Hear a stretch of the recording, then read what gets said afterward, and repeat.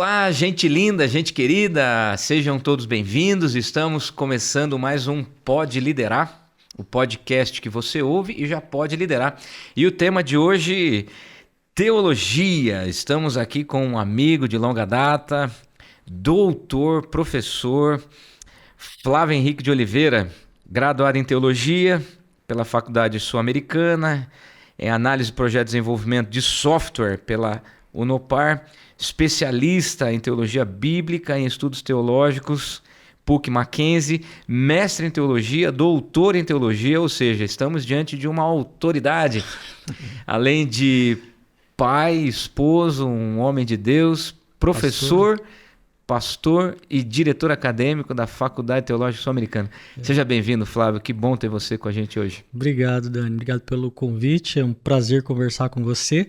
E antes de mais nada, eu trouxe um presente aqui para você. Presente é bom. A Faculdade Teológica Sul-Americana completou 30 anos e como fruto das comemorações do aniversário, saiu a publicação desse livro, Olha Missão só. e Teologia, os 30 anos de educação teológica da FTSA. Presente para você. Fantástico, maravilha. Tem artigo teu? Não, aí foi só um dos nossos professores, historiador, professor Vander. Tem uma entrevista, se eu não me engano, comigo aí, falando um pouquinho da FTSA no momento. Quarta capa com Jorge Henrique, isso, atual diretor executivo. Sim, é ele? Sim, quem escreveu mesmo foi o professor Vander. Vander de Lara Proença. Vander de Lara Proença. E aí ele foi entrevistando, então acho que tem uma entrevista minha aí, se eu não me engano. E também uma lembrancinha para você, eu trouxe. Também era o nosso kit lá de festa dos 30 anos. Cafezinho, garantido, uma canetinha. Bom e demais. Tá aqui o livro, deixa eu abrir aqui, porque, rapaz, livro de teologia, a gente tem que abrir com carinho, com cautela, porque a teologia tá meio escassa ultimamente. Olha aqui, ó, Missão e Teologia, os 30 anos de educação teológica da FTSA. O livro aborda a história de vocês mesmos. Exatamente. Você está na FTSA já há quanto tempo? Eu entrei na FTSA em 2010. Eu estudei lá em 2005, 2006... De 2005 a 2008 e comecei a trabalhar lá em 2010. Então, você se formou lá mesmo, em lá teologia? Mesmo, lá 2005, 2008. 2005, 2008. Foi a tua primeira formação? Não, você já tinha... Eu fiz uma outra formação antes. Na verdade, assim, eu percebi um chamado de Deus para minha vida com 19 anos. Aí você está com quantos anos agora? Desculpa. Eu tô com 47. 47. Aí, quando eu percebi esse chamado de Deus, eu simplesmente corri desse chamado, fui estudar outra coisa, tentei disfarçar, dizendo assim, não, isso não é para mim. E fui estudar computação, que era uma coisa que estava em alta no momento. E, de fato, foi um curso interessante, trabalhei uma época, mas me sentia dentro da barriga do peixe, incomodado o tempo todo para seguir mesmo um chamado que era muito forte no meu coração e me incomodava todos os dias da minha vida. Aí um tempo depois, 10 anos depois, um pouco menos, 9 anos. Chegou a trabalhar no mercado? Trabalhei no mercado, trabalhei em grandes empresas, tive também um pequeno negócio, então foi uma área também muito interessante que hoje não deixa de me ajudar, porque hoje também teologia, tecnologia, as coisas andam juntas e dirigir uma instituição significa estar ligado também com esse universo tecnológico. Né? Hoje, por exemplo, 1.000 e tantos alunos no curso online, 1.700 alunos no curso online, mais um tanto lá no curso presencial. Mas só depois de um tempo é que eu fui atender esse chamado.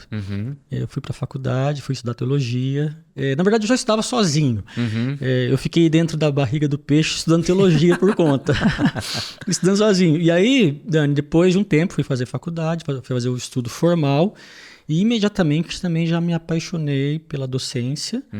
Embora meu primeiro objetivo era o pastorado. Né? E aí me apaixonei pela docência e desde então sigo nesses dois caminhos, né? Meu coração está dividido um pouco mais para a área acadêmica da teologia e um pouco mais para o pastorado, que também é uma paixão grande que eu tenho. Né?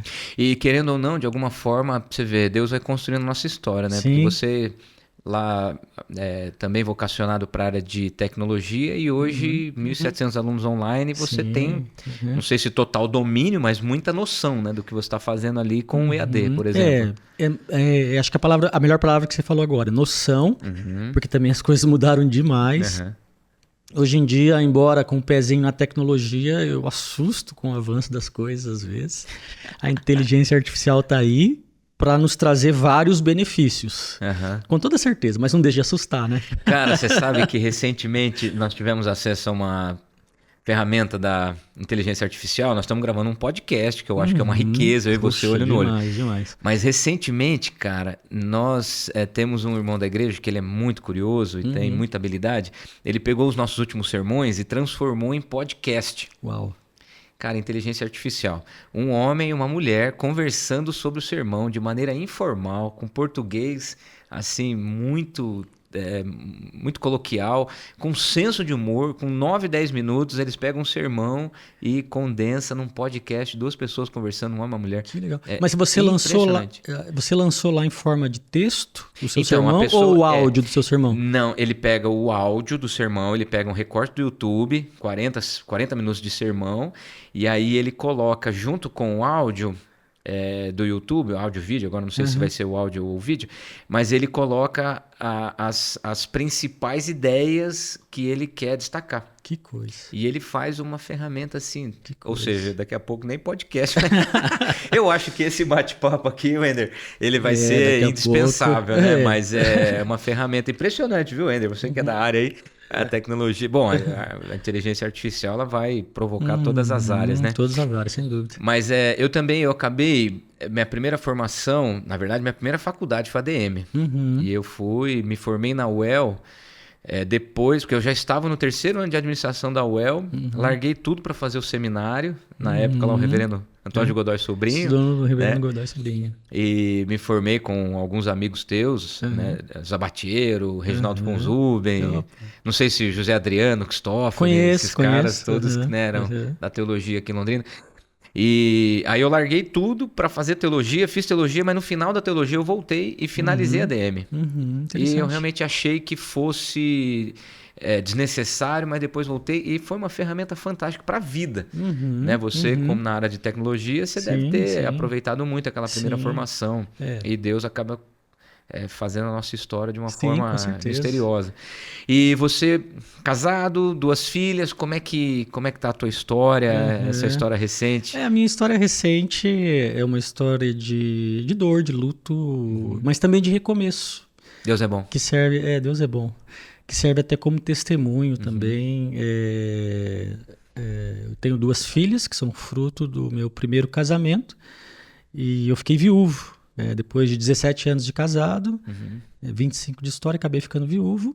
E depois de 3 anos também de luta, minha primeira esposa lutando contra o câncer. E eu me lembro que era assim, cada semana que começava podia ser a última. Então foram 3 anos assim, muito intensos, era um câncer bem agressivo. E as meninas, eu tendo que também cuidar da esposa, assumir as meninas no seu crescimento. Eu tenho a Nicole de 15 anos e a Isabela de 12. E agora tenho o João de 18 também. E aí, infelizmente, ela se foi, mas na caminhada eu também acabei conhecendo a Karine, que hoje é minha esposa.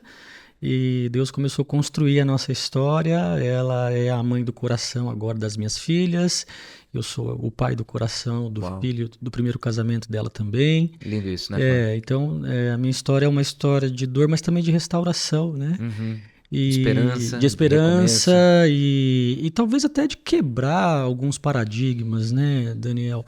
Eu acho que o que mais assustou as pessoas quando a minha primeira esposa ficou doente é fazer essa relação entre um sofrimento tão latente na vida e na família de um pastor. Para muita gente isso é um pouco inconcebível, né?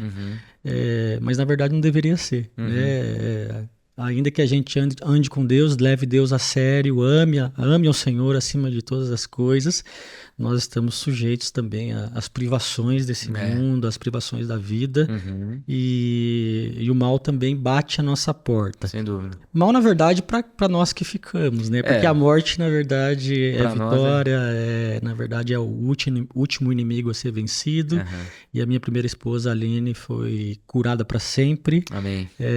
Boas lembranças. Boas lembranças, com certeza. Memórias afetivas, histórias. Lindos. 2 frutos lindos dessa história. Deus seja louvado. E muitas histórias, é claro, também. ainda que haja um processo bonito de restauração na minha vida, é claro que as marcas ficam. Porque conviver com isso diariamente durante 3 anos acaba de alguma forma trazendo muitas memórias, muitas dores, e a gente tem que cuidar dessas dores, né? Hoje com toda a atenção. De alguma forma você superou, conseguiu casar, se entregou. Karine agora é um presente de Deus para tua vida, uma presente pessoa fantástica, fantástica. Deixa eu explorar um pouquinho esse assunto da dor do ministro, né? Porque Salmo 128, né? Bem-aventurado o homem que teme ao Senhor, ou aquele que teme ao Senhor e anda nos seus caminhos, do trabalho de tuas mãos comerás, feliz serás, tudo te irá bem. De repente não vai bem na vida do pastor, de um homem que teme, mesmo você temente a Deus, e tudo necessariamente não foi tão bem. Como vencer o luto, o sofrimento, como pregar? Sim. Em meio a esse contexto, Flávio. Eu acho, Daniel, que as nossas referências de sucesso, sofrimento, fracasso, dor, elas são, na maior parte do tempo, um tanto quanto equivocadas, né? Então, às vezes, nós pegamos o texto bíblico, que cheio lá, riquíssimo de promessas para a gente, mas a gente acaba, de alguma forma, interpretando as promessas de acordo com as categorias do nosso tempo, né? Que falam de um tipo de felicidade ou de vitória, numa perspectiva à luz das coisas desse mundo, né? E nós partimos de um outro princípio, né? A gente entende que, como filhos de Deus, reconciliados com Ele, nós já carregamos aí uns pedacinhos do céu no coração e passamos a funcionar como gente do céu. Então, toda a nossa referência de sucesso, toda a nossa referência de vitória, na verdade, ela está consolidada necessariamente pelos valores do céu. Porque se parássemos para mensurar sofrimento, pastorado, andar com Deus e tal, com as coisas desse tempo, realmente não faria o menor sentido, né? Então, mas veja bem, eu concordo com você plenamente e não tenho o que falar, mas vamos polemizar um pouquinho, porque quando a gente fala de sofrimento, é óbvio que a Bíblia nos dá garantias de que nós vamos sofrer. O próprio Jesus sofreu, e se ele sofreu, quem somos nós para não sofrer? Ponto final. E ele ainda diz: no mundo tereis aflições, tem de bom ânimo. Mas o que dizer dessa corrente teológica que associa o sofrimento com maldição, da teologia com a prosperidade, do obedeça e você vai ser recompensado? Você, como professor de teologia, cara, como que se a gente for para a docência, nós como pastores, como que a gente pode lidar com esse dilema no púlpito e no dia a dia, no discipulado, nas aulas de escola bíblica, na faculdade? Como lidar com isso? Boa pergunta. Na verdade, eu acho que a nossa primeira referência precisa ser o livro de Jó. Jó foi um escândalo para o seu tempo, porque é a história do justo que sofre, né? Então, é muito interessante a vida de Jó na perspectiva em que foi escrito, em que o mundo à sua volta era politeísta, e todos os pseudo-outros deuses funcionavam mais ou menos com essa lógica, né? Essa lógica triunfalista. Você faz tudo certo aí na Terra, que está tudo garantido aqui no céu, né? Então havia essa coisa do triunfalismo, assim, muito pronta, né? Como o Deus de Israel é santo, portanto diferente de todos os outros deuses, a maneira de se relacionar com esse Deus veio desde sempre quebrando paradigmas. Nesse sentido, o politeísmo faz um grande favor para o monoteísmo, porque as referências a outros deuses ajudavam na época as pessoas a conhecer melhor o seu Deus. Os deuses de vocês, eu não vou lembrar o salmo, os deuses de vocês têm boca, mas não falam, têm ouvidos, mas não ouvem. Ou seja, o monoteísmo usando daquele mundo extremamente religioso, politeísta, para falar de um Deus que é santo, que é diferente de todos os outros deuses. Então, enquanto todas as outras religiões, ou para todas as outras religiões, era incabível a história de um justo que passa pelo sofrimento, Jó vem para ser a história da contradição de um Deus que, na verdade, vai quebrando todos os paradigmas da época para mostrar que, na verdade, a nossa lógica ou a nossa matemática a respeito da vida não se baseava naquela coisa mais triunfalista, da barganha, da troca, do toma lá da cá, na relação que a gente vai estabelecendo com Deus. Você, como doutor em teologia, Bíblia, Jó foi mesmo o primeiro livro a ser escrito? As pistas que nós temos hoje indicam Jó como o primeiro registro que nós temos escrito. Mas, claro, a gente vai precisar lembrar que as maneiras de se escrever no mundo antigo são variadas, os materiais que se usavam para escrever também. Então, mas eles falam-se bastante sobre isso. E é um texto que vem exatamente para lidar com esse problema que você levantou quando você disse que ia polemizar. Pois é, mesmo com todas essas dificuldades de interpretação, alegoria, época em que foi escrito, autoria, qual é o recado de Deus para a humanidade ainda que não seja o primeiro a ser realizado, mas pelo menos o registro de um dos mais livros antigos da Bíblia, qual é o recado de Deus pelas Sagradas Escrituras com relação à vida de Jó? Um deles acho que eu já comentei. Se você prestar atenção logo no início do livro, o autor faz questão de dizer que Jó era um homem justo e bom. Temente a Deus. Temente a Deus. Justo, bom, temente a Deus. Ou seja, tinha tudo para não dar errado. Tinha tudo para não dar errado. E a partir disso foi se construindo uma ideia de que se você for bonzinho, tudo vai bem para você. Eu não estou dizendo que isso não possa, em certo sentido, ser verdade. Mas quando a gente atribui isso a Deus e tenta, de alguma forma, colocar Deus contra a parede a partir da nossa capacidade de fazer o bem, isso vai se tornando um problema, né? Mas eu acho interessante também, além disso, de ele ser descrito como justo, mas o justo que, na verdade, quebrou os paradigmas da época.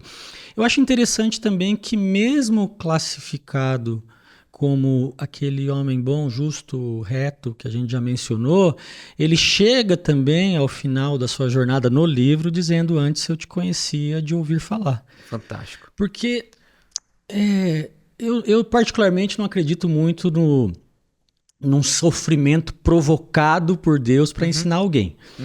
Mas eu creio que o sofrimento provocou ensino. Exatamente. O sofrimento provoca ensino e eu creio que Deus acaba, de alguma forma, nos ensinando por meio do sofrimento, que não necessariamente é um sofrimento provocado por ele. É bom dizer isso porque tem muita gente também que trabalha com essa lógica de um sofrimento provocado pelo próprio Deus para usar desse sofrimento para alcançar alguém. Eu perigoso, acho isso, né? Acho perigoso. Mas que de alguma forma Deus participa conosco do nosso sofrimento e a gente aprende muito com ele, sem dúvidas. Um outro ponto, já que você entrou em Jó e a gente nem combinou, mas realmente é muito rico, vamos tentar explorar ainda mais um pouquinho, porque um dos versículos mais lindos da Bíblia está justamente nesse ponto que você citou, do 42:2, né? Bem sei que tudo podes e nenhum dos teus planos podem ser frustrados. Exato. E depois a gente percebe na sequência que a vida de Jó é completamente restituída. Como lidar com prosperidade e restituição? É um tema, às vezes, popular e tem canções e tal. Para não ser muito raso e polêmico, né? Nem ideia. Mas qual que é a relação entre eu semeei e Deus tem a obrigação de frutificar? Essa é uma tônica, talvez, de uma religião que aí está, e que não pode ser confundida com o evangelho, né? Em que, de alguma forma, eu acho que um termo que sempre me vem à mente é o termo de tentar colocar Deus, às vezes, contra a parede, provando para ele que a gente é bom ou digno o suficiente para receber aquilo que a gente acha que merece.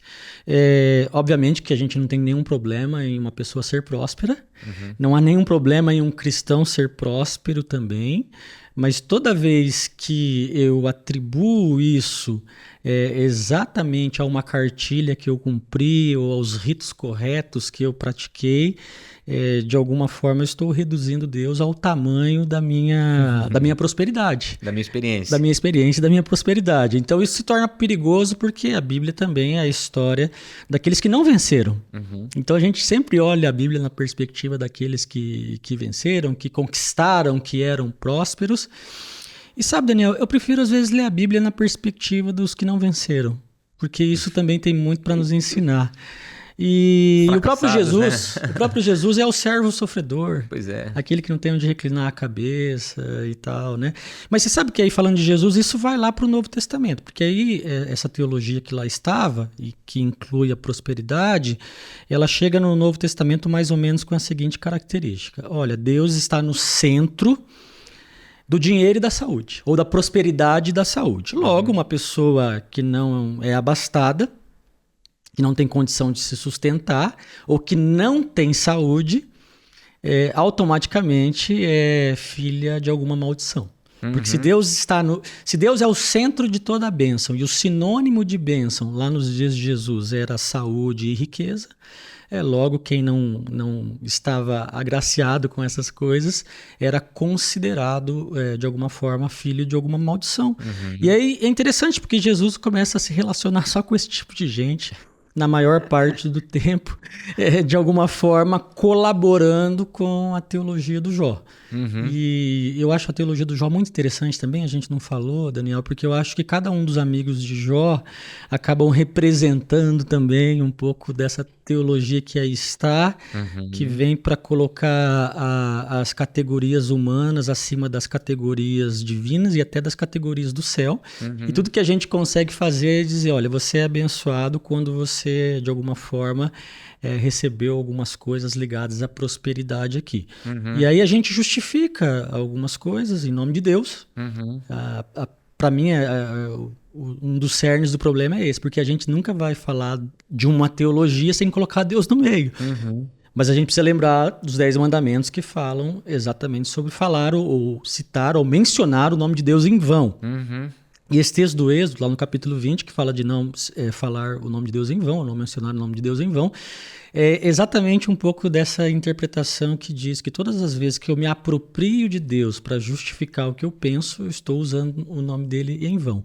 Então a teologia da prosperidade acabou sendo isso, né? Eu crio uma noção de bênção a partir do meu tempo, e aí Deus se torna apenas o legitimador daquilo que eu acredito. Alguém que é legitimador, talvez seja isso. Mas a gente está falando, a gente foi falar do teu sofrimento, aí você associou com Jó, foi pro Evangelho, voltou para Êxodo 20. A Bíblia interpreta a própria Bíblia. Quando a gente fundamental. Né? Quando a gente vê a história de Jó, e os amigos, né? Ele faz Bildade e Zofar, e depois teve um quarto amigo ainda, se eu não me engano, é o Eliú. Todos eles Na verdade, estou impressionado com a sua memória. E na verdade parece-me que todos eles instigaram Jó contra Deus e pareciam amigos, mas parece-me que o ponto alto de Jó, para mim, na minha perspectiva, né? Cada um interpreta de uma forma diferente, mas foram as dezenas de perguntas retóricas que Deus faz para Jó. Jó, onde é que você estava quando eu criei todas as coisas? Onde é que você estava quando eu criei os céus, os mares, né? A gente vê a grandeza de Deus e no projeto que aponta para Jesus. Qual é o perigo de ler Jó sem Jesus? Na verdade, eu acho que esse é o perigo de ler qualquer livro da Bíblia, inclusive os outros textos do Novo Testamento. Por exemplo, se a gente lê só Paulo isolado da leitura que a gente faz de Jesus, isso pode também se tornar, às vezes, um pouco tendencioso a alguma categoria lá do tempo em que Paulo viveu. E isso acontece bastante com os livros do Antigo Testamento também, porque a nossa referência a respeito de quem é Deus está no verbo encarnado de Deus, que é Jesus. Ele é a imagem do Deus invisível e ele, de alguma forma, é a expressão exata de quem é Deus. E aí, como talvez no Antigo Testamento essa referência às vezes se perdia um pouco, nada como ler Jesus como essa referência absoluta de quem é Deus, porque lá no Antigo Testamento, de fato, eles foram perdendo às vezes um pouquinho desse referencial. E aí ler Jó numa perspectiva que não passa por Jesus, talvez nos leve a algumas conclusões também bastante perigosas que estão por aí. Uma delas, por exemplo, é dizer que a restituição de Jó está ligada às coisas que ele reconquistou. Embora passe por aí, na verdade... Mas necessariamente. Não necessariamente. Eu acho que a grande restituição na vida de Jó, ou talvez o começo da vida de Jó, é para mim quando ele diz, o texto que você citou, bem sei que tudo podes, meu amado, os teus planos não podem ser frustrados, e quando ele diz também, antes eu te conhecia de ouvir falar. Então eu acho que essa expressão é a expressão central, na minha visão, a respeito do que é uma restituição conforme aquilo que nós acreditamos como gente do céu que habita a terra, né? Eu creio que lá no fundo, assim, Jó, o registro de Jó, ele é muito importante para a gente pensar no sofrimento do homem temente, mas o perigo de ler sem a soberania de Deus e a centralidade de Cristo nas Escrituras é a gente exigir a mesma restituição que ele teve no fim da vida. Exatamente. Então, no caso dele, não perdeu esposa, né? Você perdeu. Mas ele teve o dobro de filhos, o dobro de camelos, o dobro de terras, o dobro de tudo, o dobro de tudo. E aí existe uma associação imediata com isso. Né? Esse é o perigo.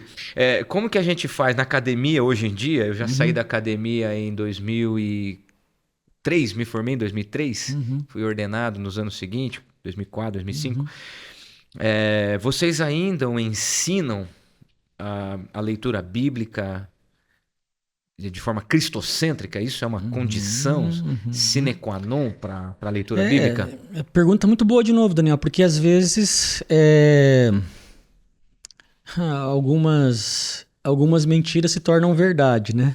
Isso acontece no meio teológico, porque a faculdade de teologia, não apenas a faculdade teológica sul-americana, mas alguns outros cursos que a gente ouve falar também, acabam carregando nos ombros uma responsabilidade ou uma pseudo-verdade que nunca é a verdade dos fatos realmente. Porque para nós, a Bíblia, no estudo da teologia, no estudo daquilo que a gente faz na faculdade teológica sul-americana, por exemplo, há uma centralidade das Escrituras em tudo que fazemos. Tudo que fazemos ensinamos, tudo que propomos como reflexão teológica vem da palavra. E essa palavra é exatamente isso que você disse. A nossa chave de leitura, a nossa chave hermenêutica de todos os textos da Bíblia começam em Jesus. E é interessante porque ele é o alfa e o ômega mesmo. Ou seja, começa nele e ele é a finalidade de todas as coisas. Ele é o princípio e o fim de todas as coisas. Porque todas as vezes que ele não é o princípio da minha leitura, a minha leitura se torna problemática de qualquer outro texto. Mas também, se ele não for a finalidade, a Bíblia pode se tornar o meu instrumento de idolatria. Porque, na verdade, a Bíblia é mais um meio que Deus deixou para se comunicar com o ser humano, mas sempre apontando para a centralidade de Jesus, que é a finalidade, né, de todas as coisas. Né? Cara, eu acho assim, e tempo vai, tempo vem, eu tô com 45, praticamente a mesma idade, já tô formado aí. Esses dias eu estava fazendo as contas, né? Já são quase 30 anos de ministério, né? Desde quando eu comecei a pregar, enfim. Na adolescência a gente já vai falar sobre isso. Mas os tempos passam e eu já estou há décadas no evangelho já e como pastor. Mas é impressionante como são cíclicos alguns movimentos que tentam, de alguma forma, afastar a centralidade de Cristo, a soberania de Deus. Movimentos neopentecostais, da prosperidade, agora recente dos coaches, né? Esse negócio de humanista, que se você determinar, toma banho gelado, né? Toma banho gelado 5 da manhã e você vai ficar rico. Dá certo isso? Eu não sei. Bom, eu não sou rico, então talvez se eu tomar banho de madrugada pode ser que eu fique. Mas eu tenho minhas conclusões aqui. Mas, de qualquer maneira, parece que sempre tem, de época em época, sempre tem um incentivo relacionado ao bem-estar para a gente buscar Deus de forma... uma expressão que eu ouvi uma vez, nem sei quem que citou, mas é abraçar Deus e colocar a mão nos seus bolsos, né? É sempre assim... Deus, eu te quero na hora da luta, mas, por favor, tem uma bênção para mim, para o meu casamento, minhas finanças, minha prosperidade. Sim. Via de regra, centrada no ser humano, ou seja, no humanismo. Né? O humanismo vai dizer que o ser humano é essencialmente bom e o cristianismo parte do princípio que o ser humano é essencialmente caído. Né? Então, é possível ainda, hoje em dia... Vamos falar assim, você já passou por PUC, Mackenzie e FDSA, que são 3 grandes instituições de teologia. Há uma tendência à teologia hoje, dos próximos anos, partir para o humanismo? Ou você acha que o esforço é contínuo para manter o cristianismo na centralidade de Cristo e no homem é miserável e precisa de Cristo a qualquer custo? Eu acho que mais do que, nesse momento, Daniel, mais do que a centralidade no homem, nós vivemos um tempo da centralidade naquilo que o homem faz, naquilo que o homem pode conquistar, naquilo que ele pode adquirir. Então, eu acho que o homem que estava no centro, que está de alguma forma até hoje, essa centralidade ela é de alguma forma substituída e o homem vem para um lugar também em que ele é meio de um sistema maior que também o usa de alguma forma, tira dele tudo que ele tem, as suas forças, capacidades, dons e talentos, para, na verdade, alimentar um sistema, como você disse muito bem, um sistema caído. Então, eu acho que a gente vive um tempo em que a centralidade daquilo que a gente é capaz de fazer se tornou mais importante do que a centralidade do eu. Então, o meu valor hoje, ou o valor das pessoas, está naquilo que elas produzem, naquilo que elas são capazes de fazer, naquilo que elas são capazes de entregar, naquilo que elas são capazes de qualquer outra coisa, e não se fala nunca sobre o ser. Né? Então, tem um livro antigo, talvez você lembre dele, eu não vou lembrar o nome do autor, obviamente, no alto dos meus 47 anos, mas o título era mais ou menos assim, o ser é mais importante que o ter. Ou alguma coisa assim, esse era mais ou menos o título. E essa era uma tendência já lá atrás. E hoje em dia eu vejo o ser humano de alguma forma cego, porque ele está de alguma forma acorrentado e de joelhos correndo atrás de coisas que nem ele sabe que está correndo, decidindo em nome de coisas que ele nem sabe por que está decidindo. Então eu vejo esse ser humano hedonista, que pensa sim estar no centro, mas talvez ele não esteja tão no centro assim. Eu acho que ele é mais escravo de um tempo. Ele está mais em busca, né? E ele é escravo de um tempo ou de um mundo, conforme a gente costuma dizer, jaz do maligno, de um tempo que as pessoas vão perdendo a noção do que por que correm, por que fazem as coisas. Eu lembro de um filme, por exemplo, do Forrest Gump, lembra? Da nossa época. De repente, Tom Hanks começa a correr lá no papel do Forrest Gump, ele corre, vai pra lá, vai pra cá, e aí vai um repórter entrevistá-lo, e por que você tá correndo? E a resposta dele é fantástica, e ele diz, não sei. Eu não sei exatamente porque eu tô correndo, eu só saí correndo. Faço bem, tô indo atrás. Então, assim, eu vejo assim, Daniel, esse homem, na verdade... esse apelo ao homem no centro, humanista, eu acho que ele existe, mas mais do que isso eu vejo um ser humano também escravo do seu tempo. Mais do que ele sabe, mais do que ele imagina, mais do que ele é capaz de compreender, às vezes ele funciona muito mais a partir de um domínio que está sobre ele, que não é o domínio do reino de Deus. E que necessariamente acaba sendo conduzido pelas coisas que ele vai ouvindo. E hoje em dia a internet, as redes sociais, tem teólogos de Reels no Instagram, né? Faz teologia em 1 minuto e meio. É uma coisa de louco. TikTok. Exatamente. Na minha época, eu fui amplamente, na minha época de formação teológica, eu fui amplamente impactado e não necessariamente induzido, né? Mas impulsionado a ler Teologia da Libertação. Certo. Leonardo Boff, Rodolfo Boff, a opção pelo pobre, até a opção pela pobreza. Né?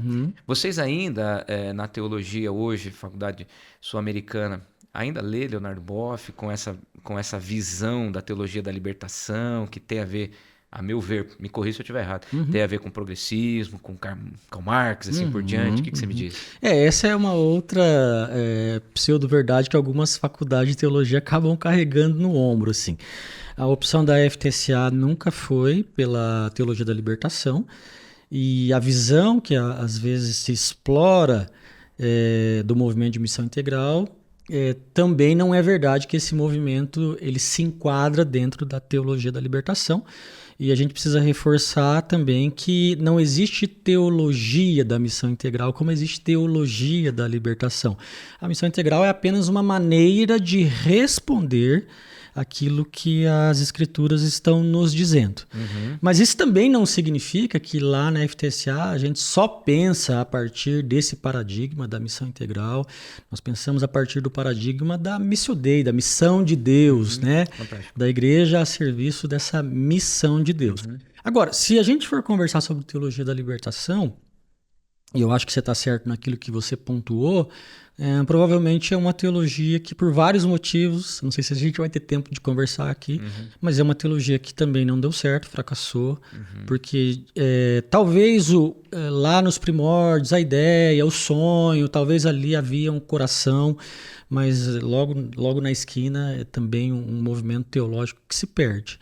E aí nos faz pensar, nos faz lembrar, Daniel, que a gente não pode esquecer que nenhuma teologia é inspirada. O que é inspirado é a palavra de Deus, né? Então as teologias vêm e vão. Correntes, né? São movimentos humanos, com tentativas talvez como legítimas, como denominações.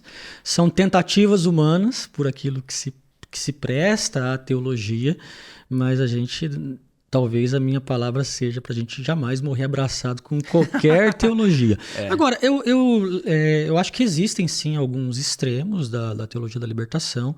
A Faculdade Teológica Sul-Americana, por exemplo, não está ancorada em nada que diz respeito à teologia da libertação. E aquilo que fazemos e às vezes ensinamos a partir de um paradigma maior, que é o paradigma daquele que sofre. E aí, se você fizer uma leitura, se você usar o sofrimento humano como chave de leitura, daí você vai perceber que a Bíblia está carregada de referências a respeito do órfão, do estrangeiro, da viúva, do necessitado, do enfermo. Jesus caminhou com esses caras, né? Daquele que não tem condições, às vezes, inclusive em relação aos seus recursos e vive mesmo numa situação de miséria. Agora, essa leitura é bíblica. E qualquer tentativa posterior a isso, tentando dar a essa ou aquela teologia a legitimidade do que já está na palavra, vai ser sempre perigoso. Eu acho que o perigo está em tornar essa perspectiva, que é uma e não plena, né? Essa perspectiva na leitura bíblica, tornar isso uma militância, né? Exato. E hoje está cheio disso. Eu acho que toda militância tende à burrice, né? Sim. Porque você abandona uma interpretação mais ampla para você bater o pé naquilo que você interpretou episodicamente. Imagina se você abraçasse a teologia da libertação no momento de sofrimento e você não pensasse em esperança, em reconstrução do futuro, da tua família. Eu creio que é um perigo que a gente corre o tempo todo. Com certeza. Né? Mas dentro do ambiente teológico, né? O teu currículo é muito heterogêneo, porque você teve uma formação no Mackenzie, você teve formação na FTSA, que é uma referência Brasil, e PUC, né? Católica, além dos grandes seminários batistas do Brasil. Eu creio que você teve influência aí das grandes instituições teológicas do Brasil. Você ainda percebe, você tem um coração piedoso, você é pastor, você é educador, você é professor. Ainda existe uma relação... vou transformar isso em uma pergunta, né? Mas a gente vê muitos docentes, professores abandonando a vida ministerial, pastoral, piedosa, para ter uma vida mais acadêmica, mais culta, racional. E muitos pastores que abandonam o estudo da teologia para viver apenas na piedade. Como conciliar a coisa com a outra, né? E o ministério pastoral? É um assunto e tanto também. Eu costumo dizer o seguinte, Daniel, eu acho que existem bons exemplos de alguns bons teólogos que estão dedicados hoje a essa vivência mais acadêmica. Mas isso não pode significar de forma alguma um divórcio com a igreja. Porque, na verdade, não existe teologia sem igreja. Na verdade, a teologia, ela inclusive está a serviço, em certo sentido, da própria igreja. Claro. Talvez exista igreja sem teologia, mas teologia sem igreja é uma impossibilidade. Então, o meu problema não seria assim, nem tanto se esse professor ele vai se dedicar mais à docência ou ao mundo acadêmico. Talvez o meu problema seja, ele faz uma opção pelo mundo acadêmico, mas aí ele abandona ou ele tira os pés do seu lugar de sustentação, que é a igreja. Por quê? Porque todo movimento teológico, por si só, é um movimento que deve sempre começar no chão da vida, ali onde a vida está acontecendo. Existem alguns teólogos famosos que já criticavam lá no século XIX a tal da teologia da Torre de Marfim, porque criticava a ideia dos teólogos falarem do ser humano, falarem de Jesus, mas fazendo isso de um lugar, às vezes, não próprio em relação ao seu tempo, onde estava acontecendo a vida. Né? Porque a Bíblia... E aí, onde está o abismo? Porque se a gente prestar atenção, todos os livros da Bíblia foram escritos a partir da vida. A partir desse chão comum, as pessoas vivendo, se relacionando, sofrendo, em luto, em festa. Então, várias situações. Então, toda teologia que não nasce daí é apenas eu diria que é um movimento intelectual que não deveria ser chamado de teologia. Porque não parte do pressuposto básico de que toda a teologia, que também é o que está no texto bíblico, nasce exatamente da vivência das pessoas. Por exemplo, se você me perguntar qual é o maior teólogo ou teóloga que você já leu? Ah, minha avó. A minha avó, que era analfabeta. Ela é a melhor teóloga que eu já vi, porque a percepção que ela tinha, mesmo sendo analfabeta, Daniel, da pessoa de Deus, do cuidado de Deus na vida dela. Temente a Deus. Isso, para mim, ela foi uma das minhas inspirações para gostar de teologia, para amar a teologia, porque ela fazia teologia de um jeito que nem um acadêmico faria, com certeza, porque ela fazia a partir das entranhas, fazia teologia a partir do coração, fazia teologia a partir de uma vida vivida, e não de uma vida idealizada. Tem né? algumas expressões, né, atribuídas a alguns pensadores, né, a minha paróquia é o mundo, a Bíblia na mão e o jornal na outra, né? Essa teologia de olho na vida, né? Você falou da sua avó, eu me lembrei da Dona Maria Botelho, né, que faleceu há alguns anos. Ela era tesoureira e presbítera da igreja a Nona IPI de Londrina, onde eu tive a alegria de trabalhar nos últimos anos do seminário. Né? Originalmente estava na primeira igreja, mas eu acabei indo lá para a Nona IPI, lá no Parigô de Souza, assim, conjuntos. E a Dona Maria, ela me deixou com o pé no chão, porque na teologia, e eu tive, a meu ver, uma boa formação, eu convivi com os meus professores, Calvanes, Abatiero, Zé Adriano, Cristófone, Fonzuben se tornou um grande amigo para valer. Mas esses caras que eram docentes, amigos, eles também eram seres humanos. E a gente comer junto e dar risada e falar da vida.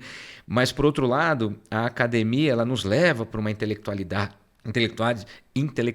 Mas a Dona Maria, rapaz, quando ela tinha que me fazer o pagamento mensal da ajuda de custo, de combustível, que na época em torno de R$120,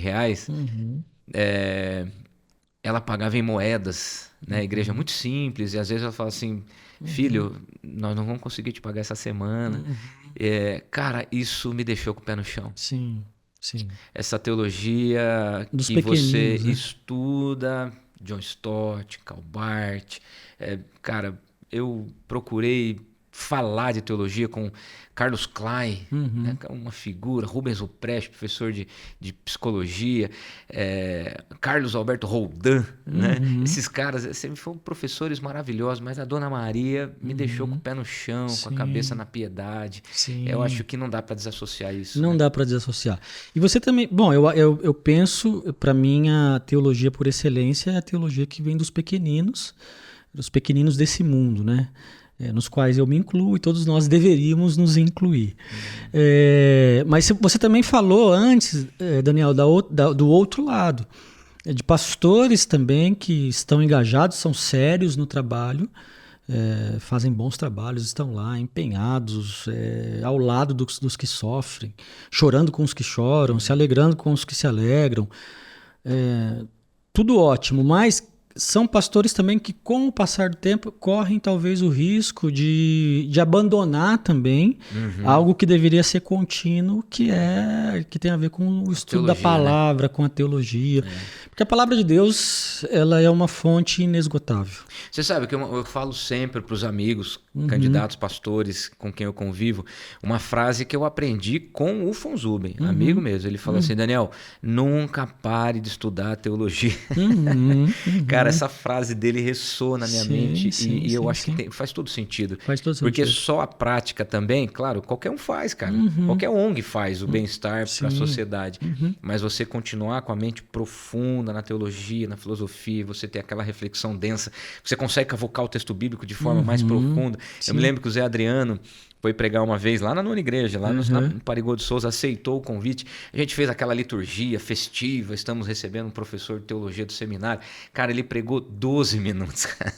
Ele seguiu o tempo da homilia católica. Mergulho profundo, saiu e deixou a bola pingando, não fez apelo, não fez oração, não fez oração de conversão, não pediu dinheiro no final. Foi só aquele mergulho profundo, aquela reflexão, todo mundo termina. E eu ainda ávido, né, pela teologia, eu voltei, peguei o microfone e falei: não sei nem para onde eu vou. Não sei se eu oro, se eu canto, né, mas uma reflexão muito profunda, né, claro que de um professor. Mas prática piedosa e teologia precisam andar junto na vida de um pastor. Certeza. E da igreja de geral, ou das famílias em geral, ou mais um cuidado só dos pastores? O que você me diz? Na verdade, alguns dos reformadores, por exemplo, né, afirmavam... um dos reformadores afirmava que todo cristão... Eu não vou me lembrar qual deles que disse essa frase, também muito interessante, mas que todo cristão, por exemplo, tinha que estudar grego e hebraico. Para conhecer a palavra de Deus de forma mais profunda, conforme você está dizendo. Mas eu acho que esse parafraseando, claro, o texto bíblico, esse é um cordão de 3 dobras, cara. A academia, o estudo, mas que também está conectada, que também está conectado com a vida na igreja, com o dia a dia, com as pessoas, e que também desemboca na piedade pessoal. Eu acho que uma coisa não pode estar divorciada da outra. Quando falta qualquer um desses 3 elementos, na minha opinião, a coisa deixa de ser inteira, né? E perde a essência ou a excelência do que deve ser. Então, vamos pensar, por exemplo, em um motivo pelo qual a gente deve continuar estudando sempre. A palavra de Deus é a mesma. Ela continua sendo a mesma, nós continuamos tendo esse cuidado na leitura das Escrituras, mas a gente precisa lembrar sempre, Daniel, que a palavra de Deus, ela em si mesma, ela é absoluta e traz verdades absolutas. Isso é um ponto resolvido para nós. Certo. Nisso a gente não mexe, de alguma forma. Concordo. Agora, o que a gente precisa, talvez, tomar consciência que o meu conhecimento dessa palavra, as minhas aproximações dessa palavra, é que não são ainda tão absolutos. Porque essa palavra é uma fonte inesgotável de conhecimento e ela vai se fazendo nova todos os dias, naquilo que ela comunica, às vezes, num único versículo. Claro. Né? Então, a gente tem esse ponto de partida. Por que continuar estudando? Porque você está estudando uma fonte inesgotável que você vai conhecendo e vai fazendo, como o profeta dizia, Oséias, conhecendo e prosseguindo em conhecer. E a gente, de alguma forma, relativiza não a Bíblia, mas a gente relativiza o nosso conhecimento. Porque quem, pois, conheceu Deus, a mente do nosso Senhor, ou outros textos que trabalham nessa direção, exatamente, na minha opinião, na minha visão, na minha interpretação, para gerar em nós esse movimento contínuo de um conhecimento que não se acaba. Agora, por outro lado, nós também precisamos estudar teologia, porque embora essa palavra não mude, o contexto em que essa palavra é aplicado, esse muda toda hora. Sim. Né? Os problemas do nosso tempo são diferentes. E a Bíblia, ela tem também como característica, como natureza, ser um texto que responde às questões do nosso tempo.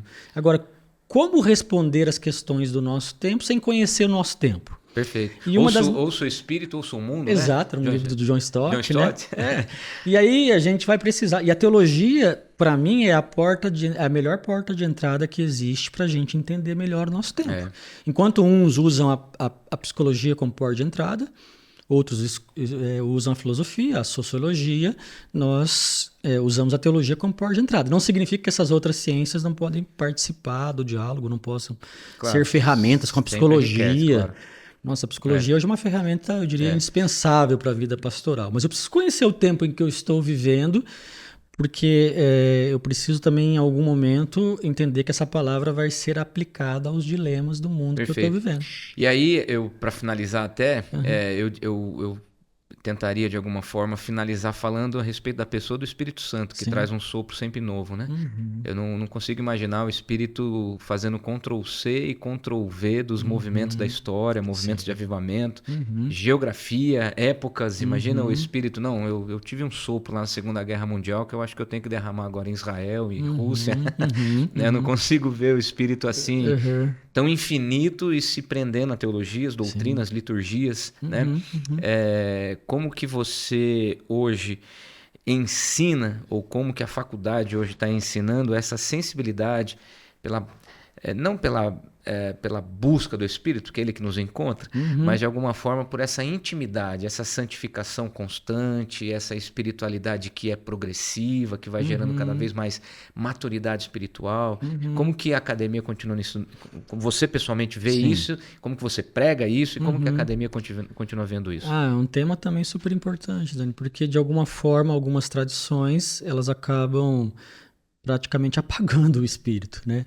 Se é que eu posso usar essa frase. Porque realmente fica de lado. Às vezes nós falamos que é a terceira pessoa da Trindade, mas às vezes de forma um pouco pejorativa. Então o espírito acaba, para muitas confissões, ficando assim um pouco de lado. Impressionante como, como que em várias denominações a gente percebe o movimento espiritual ficando em Atos 2, né, no Ministério Apostólico e ponto. Sextou. E aí tem gente que vai falar exatamente essa palavra, né? Que a partir então disso os dons vão cessando também, que é uma discussão longa. Mas olha só, eu acho que gostei muito da sua primeira pergunta, porque nós, quando pensamos a pessoa do Espírito Santo teologicamente, à luz de uma perspectiva de intimidade, e nós pensamos a partir de dois movimentos que são indispensáveis, na minha visão e nessa visão teológica que a gente tenta desenvolver e ensinar. A primeira delas é que é impossível que um ser humano seja cheio do Espírito estando cheio de si mesmo. Então, o primeiro passo é o passo de Jesus em Filipenses, capítulo 2, em que, embora sendo Deus, abriu mão de ser Deus e tal. Então, o esvaziamento humano é um caminho necessário. Mas hoje, talvez, é o caminho mais negligenciado que exista, porque cada vez mais nós estamos cheios de nós mesmos, das nossas perspectivas, das nossas visões, das nossas convicções e da maneira como a gente pensa as coisas. Isso se torna para a gente quase que uma idolatria do eu e do conhecimento que a gente vai adquirindo. Então, eu vejo que o primeiro passo nisso é uma conversão à necessidade do esvaziamento. Eu sempre penso que o Espírito Santo marcou um encontro com cada um de nós, e esse encontro se dá na medida em que eu reconheço quem eu sou. E se eu reconhecer quem eu sou para valer de verdade, não me resta outra alternativa que senão me prostrar, andar de joelhos e me colocar neste lugar de necessidade absoluta deste sopro de Deus, dessa pessoa que é o Espírito Santo. E aí, o que o Espírito Santo vai fazer em nós? Esse é um tema bastante interessante, a gente discute bastante na faculdade. Porque daí o Espírito em nós, a partir de alguns movimentos de esvaziamento, que é o movimento da santidade, então a gente mais ou menos pensa assim, bom, o movimento de santificação é um movimento de nos tornar mais santos. Bom, até aqui tudo bem, de fato existe esse processo, mas onde é que eu vou parar nesse processo de me tornar mais santo? Eu me torno mais santo na medida em que eu me torno mais humano. Então, por quê? Porque a humanidade é um projeto de Deus. Então, o meu processo de santificação me leva a ser gente como talvez eu me esqueci de ser. Perfeito. Então, a ação do Espírito em nós é devolvendo a nossa a humanidade, porque afinal de contas, nós fomos criados enquanto humanos, conforme a imagem e semelhança daquele que nos criou. Ótimo, Então é um voltar para um projeto de ser gente.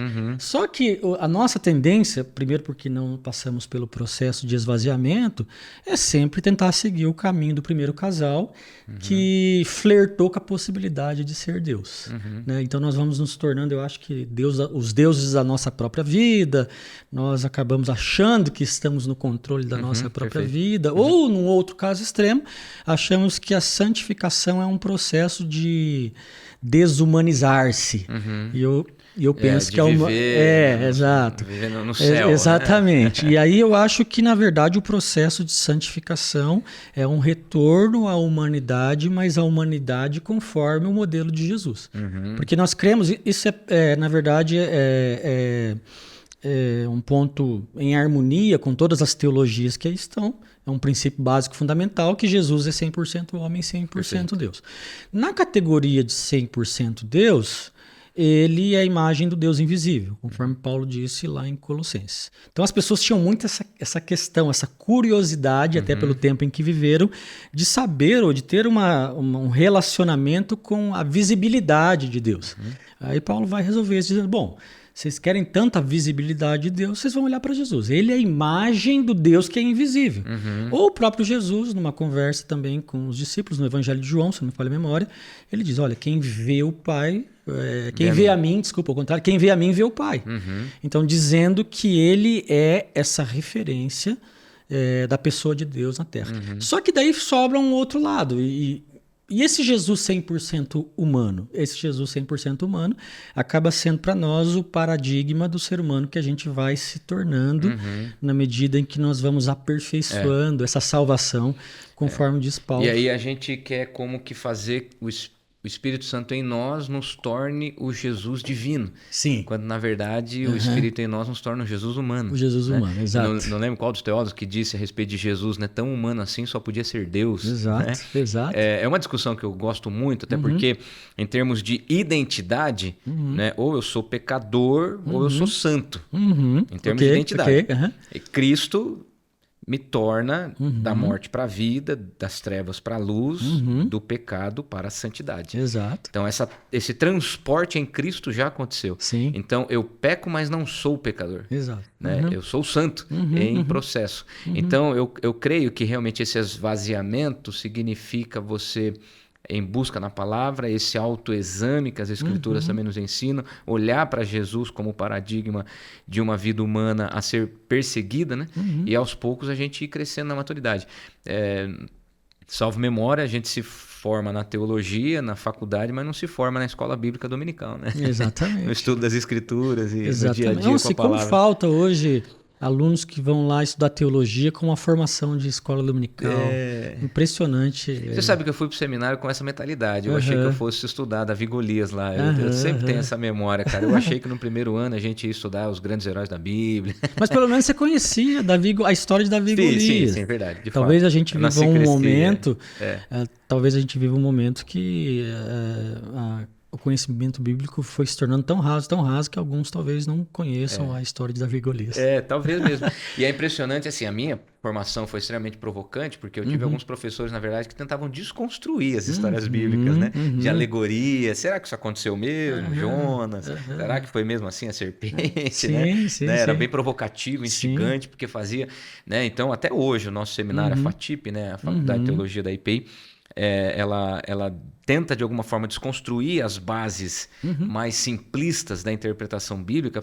Peraí, você crê que Davi é assim? Então por que você crê no que crê? Então vamos profunda essa, né? Fundamente essa ideia com base na teologia, não com base em uma escola, em um estudo bíblico que você fez. O estudo bíblico é fantástico, mas a teologia é da raiz, né? Eu creio que essa é a ideia. E a espiritualidade enraizada é que dá essa sustância, né? Como diria Jeremias Pereira, né?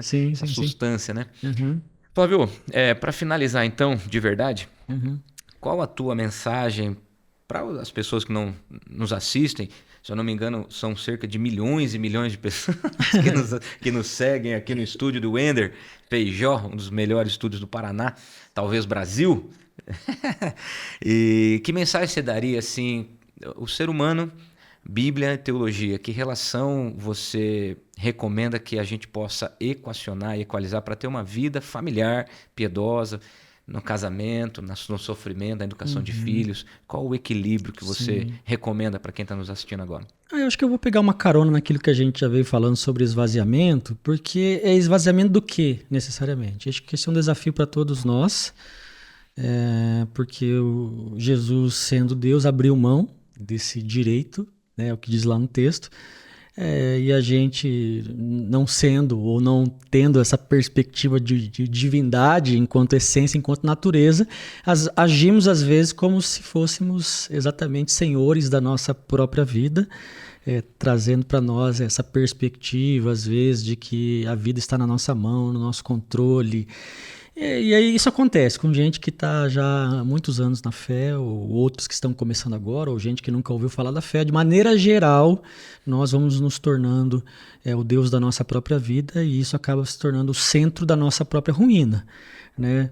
E essa ideia, às vezes, também, que nós achamos que carregamos na mão a capacidade mesmo de controlar as coisas, das coisas serem como são e tal, de determinarmos os nossos caminhos. Eu acho que eu tive que aprender isso na marra, abrir mão desse tipo de ideia, e eu tive que abrir mão também a partir de uma realidade que estava posta. Eu tive que aprender, como o salmista, a contar os dias a partir de uma outra perspectiva, que era a busca pela sabedoria. E essa sabedoria me leva, acho que eu termino por aqui, acho que é um dos melhores conselhos que Jesus deixou, me leva para Jesus no Sermão do Monte, no capítulo 6, quando ele disse: basta cada dia o seu próprio mal. Todas as vezes que eu abro mão de ser gente, eu acabo tentando romper com o tempo, me tornando ansioso, talvez, e não consigo colocar os pés no dia em que estou, não consigo, às vezes, reconhecer o dia como uma dádiva. E aí, sendo o dia uma dádiva, sendo o presente uma dádiva, Jesus deixa claro que basta aquele dia o seu próprio mal. É aquele dia que nós temos, esse é o dia que o Senhor fez, a gente vai se alegrando nele, vai tentando viver a partir do que nos é possível, abrindo mão, esvaziando de nós mesmos, indo para um caminho de sabedoria, de busca profunda, relacional com esse Deus, que daí, em toda a sua simplicidade, eu vejo que nos abraça. Perfeito. E fala ao nosso ouvido bem baixinho: basta cada dia o seu próprio mal, filho. Viva o que você tem hoje para fazer, seja agradecido pelas coisas que você está vivendo hoje, porque a vida é mesmo um sopro, né? E o Tiago já disse isso, e passa muito rápido mesmo. E até que seja o dia perfeito, Daniel, conforme a gente entende também, a gente vai celebrando a vida, que é uma dádiva, vai aprendendo a contar os nossos dias. Amém. Obrigado pelo presente, obrigado pela companhia. Obrigado a você, os próximos meses e anos vamos conviver muito. Isso mesmo. Temos uma história para escrever nos próximos anos. Isso mesmo. Quero agradecer a Deus de forma muito pontual pela amizade, de longa data. Eu que agradeço. E agora mais de trabalhar junto. Vai ser um privilégio te servir. Privilégio vai ser um privilégio caminhar com você. Quando você precisar aqui, legal. Pode me chamar.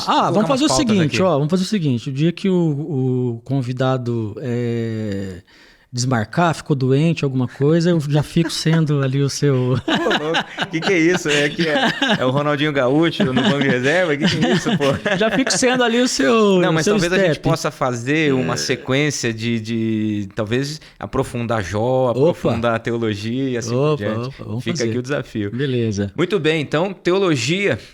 Bíblia não é apenas para pastores, líderes e teólogos. Isso é para você e para mim. Todo mundo que ama Cristo e quer se parecer com Ele. Uma vida piedosa, prática, quanto mais humano, mais cheio de Cristo você é. Então, esse é mais um episódio do Pode Liderar, o podcast que você ouve e já pode até ensinar teologia. Fica com você. Um grande abraço, Deus abençoe. Até mais. Um abraço.